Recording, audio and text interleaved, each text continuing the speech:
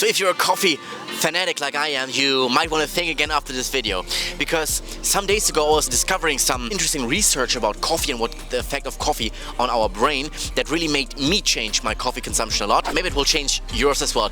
And the disclaimer here, of course, I'm not a coffee expert.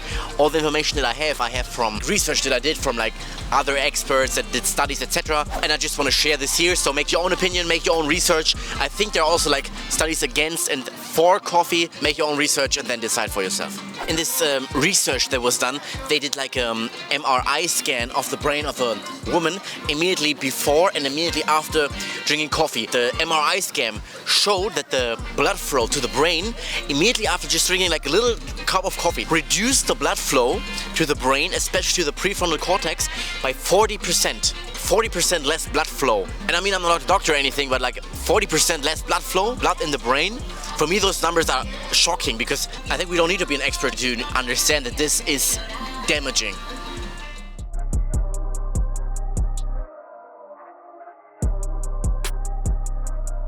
But the interesting thing for me was that like mainly what is blocked like the blood flow to the prefrontal cortex, so the activity of the prefrontal cortex would go down, and we more rely on the limbic system, which is basically like our more primal brain.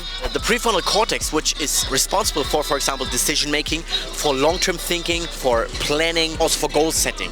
This is like the area in the brain where this happens. Then it was a clear conclusion for me, so as soon as we drink coffee, we get a little bit worse at thinking long-term, at setting goals, at planning, at making decisions. I think in the book Eat That Frog from Brian Tracy, there was this Harvard study that long-term thinking is one of the most key factors or key characteristics of the people who will be successful. So literally, if we drink coffee, this will hinder our success, because it will hinder our long-term thinking. We think more short-term, we're not able to plan our future as well, we're not able to set goals for us, and we are not able to think for ourselves as easily, just because we numb ourselves or we drink that coffee. And most of us, if you're honest, this coffee is part of our day, right? We drink coffee each and every day, and not only one but several coffees. I at least drink several coffees each and every day.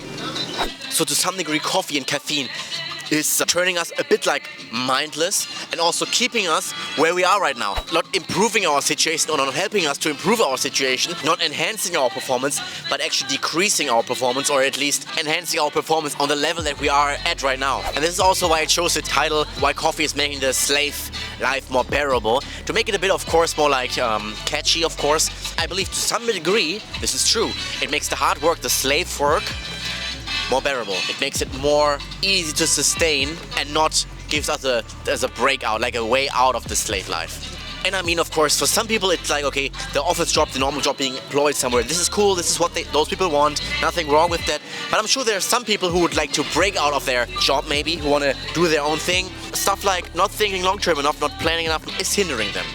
And then we can also ask ourselves the question, so if these are the facts, if coffee is really not good for us, not good for our long-term thinking, not good for our own decision-making, thinking for ourselves, if those people know that, okay, coffee is bad, why is coffee everywhere? Like, why is it so omnipresent? Why is it so easily available? The thing is, for me, I'm not like a conspiracy theorist. It might be a mechanism to control the people a bit more, to not make them break out, to make them employed somewhere and not think for themselves. But I thought, okay, it could also be just the reason, okay, coffee is like, it is a drug, why we get addicted to it. I'm addicted to coffee, and that there's just like a huge demand, and this is why it's everywhere, because like the demand is there, so people want to offer coffee and sell the coffee. The thing is, I don't know which of those is the right answer. Maybe there's like certain truth to both of it, but it's definitely a question that we can ask, right? So I invite you to answer this question for yourself, and I also invite you to make your own research about coffee and maybe rethink your coffee consumption.